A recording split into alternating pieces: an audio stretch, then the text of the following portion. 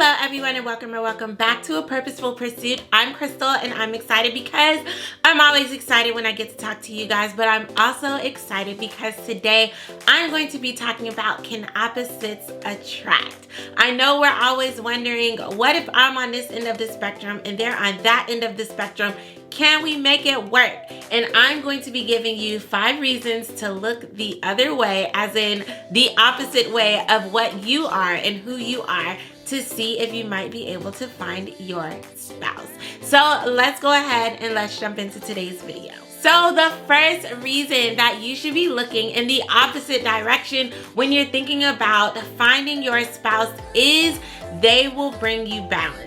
You guys, think about the most exaggerated version of yourself. When you get to the most extreme version of yourself. Now, imagine if there were 2 of that in the same house all the time. Things could get so crazy so fast.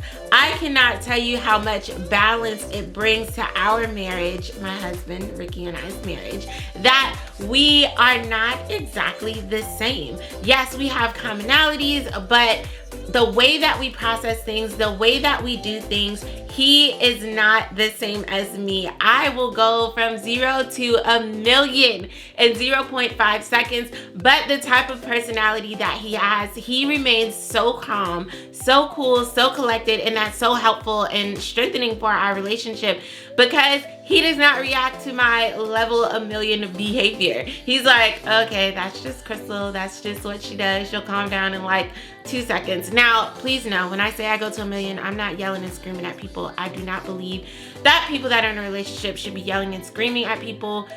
You're adults. Both of y'all are adults. Why are you yelling at people? That's a different discussion for a whole nother day. But like I said, it brings so much balance to who I am for him to not be someone that responds to things the same way that I do. Number 2, you just heard me mention that we have things in common. You should be looking for commonalities, not sameness. Okay, so you want to make sure that you guys do have things in common so that you can get along, you can enjoy the same things, but they don't have to be a person that is adventurous like you when it comes to maybe food. For example, I love eating all kinds of things. I will try so many things. Ricky, not so much. The first time he had a Caesar salad was after we got married. And I was like, you want Caesar salad? He's like, I don't like Caesar salad. And I was like, have you ever had Caesar salad? And he was like, nope. And I was like, try Caesar salad. And so I got him to try it. He actually loved it. Caesar salads are his favorite type of salad now.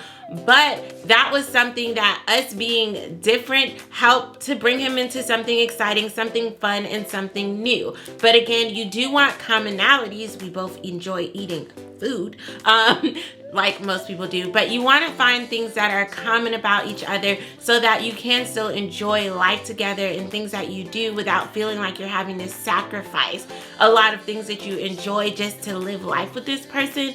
But at the same time, you don't have to be the same. Number 3, differences bring out greatness. Why? Because they cause growth. So you guys, when you marry somebody that's the same as you, your growth might look different, a lot different, because that person may always be agreeing with everything you say, everything you want to do, all of those things. Me and Ricky have differences in opinions on a number of things, but what that has done is it has caused us to have growth in so many ways. And one of the things that it really did was it challenged me to really see the greatness in him being different. I remember our first year of marriage, I was like, God, like, what's really going on? He doesn't like this, he doesn't like this, he likes that, he likes it. Like, it just seemed like things were so different. And I was like, God, what's going on? And he was like, Crystal, see the greatness in the reason I created him to be different than you and what an asset that will be in your life. And when I started to look at it as a positive, when I started to consider the fact that he was different to help bring growth into my life. It made things totally different. And now I lean on him for those differences. I lean on him to learn things in a different way than I normally would, to open up my perspective on any number of things, because I know he's going to see it differently. I know he's going to think about it differently. And I know it's going to challenge me to be a better person, and not only see the greatness in him, but especially be able to see the greatness in others outside of our home that we may be able to minister to be able to respect and honor the differences that are in them as well, because I'm learning to even do it first at home. So being able to see the differences, but not only see them, but honor the differences and realize how those differences can bring about growth in you, that is a major plus. Number 4. 2 halves still make a whole. So I know, especially in the Christian community, we like to talk about how you should be whole before you meet somebody and marry them and all of that. And I super believe that. I do believe you should be a whole, complete individual before you marry somebody. But when you come into a marriage, you are one person over here, one person over there, and coming together to make one whole. And 2 halves still make a whole. And I believe one of the things that can make that wholeness even greater is if you have 2 different perspectives. I know for Ricky and I, he is exceptional at math. Me, I don't do math. I literally told my college teacher, if you just let me pass this basic algebra class, I will not do math. I will not do any type of career that is dedicated to math. I promise. Just let me get by. And I meant that from the depths of my soul, y'all. I meant it. I'm good at writing. Not to toot my own horn. God has just really gifted me with the ability to write, to pull words together. And so his math ability, my writing ability, y'all, it's nothing we can't do. We have our daughter set. She's gonna be doing good in all the classes. She started kindergarten this year. So happy about that.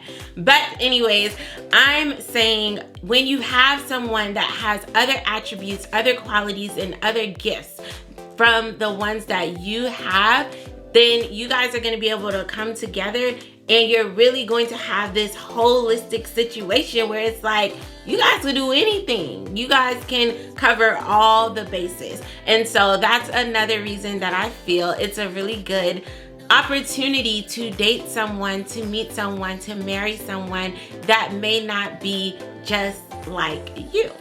And number 5, one of the best reasons to look in the other direction when looking to see who it is that you will marry is, drum roll please. Okay, there's no drum roll. The truth is, when you open yourself up to more options, you open yourself up to more chances to meeting the one that God has for you. A lot of us have this thought, this idea in our mind of who the person will be, what they will look like, how they will act, and all these types of things. And a lot of times, whether we realize it or not, those thoughts and ideas are based on them being like us. We have all these thoughts in our minds that we want, and it's just a duplication of who we are, because we're like, we don't want to go against the grain, we don't want to be challenged. We say we want to be challenged, but in our mind, the person we've created is not a person that would probably challenge us. So when you're looking at someone that's not the same as you, you're giving yourself the opportunity, like I said before, to grow. But honestly, you're giving yourself the opportunity to date outside of your little bubble, to give yourself more chances, to say yes instead of saying no. You know, I had a video where I talked about that, how you guys are always ready to pull out the no before you get to know a person. If you're attracted to the person, because again, attraction is important, that should be there. If you are attracted to the person, then get to know them. Maybe they don't actually like Caesar salad, but that's okay. And I know there are much bigger things. I used some really light examples in this video, but honestly, you guys, when you date someone, or potentially marry someone that is not the same as you, there are so many amazing growth opportunities that can come into your life. I hope you guys enjoyed this video. I hope it inspired you to look around, to look outside of the box of who you think you would marry one day, and consider allowing them to be an option if God is sending them across your path. If you guys didn't know, I met, got engaged, and married to my husband all in 9 months. And we are dedicated to helping people just like you have the same purposeful pursuit. We want to help you meet and marry the one faster, so you can live the lives of your dreams together, but in this reality. And what's better than that? So if you like to get relationship tips and videos, make sure that you hit that subscribe button and join us here on A Purposeful Pursuit. And until next time,